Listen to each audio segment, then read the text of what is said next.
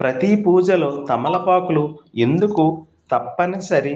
దీని వెనుక ఉన్న గుట్టు మీకు తెలుసా?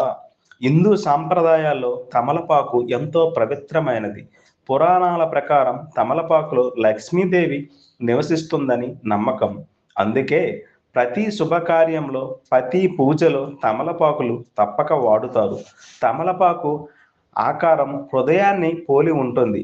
అది ప్రేమ, శుభం, శాంతికి సంకేతం.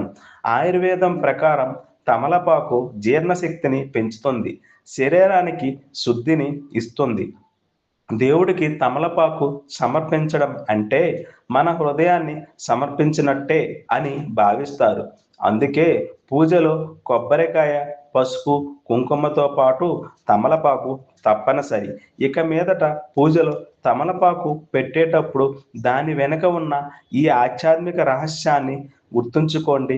ఇలాంటి సాంస్కృతి గుట్టులు తెలుసుకోవాలంటే ఎల్ఎంకే డివోషనల్ను సబ్స్క్రైబ్ చేయండి.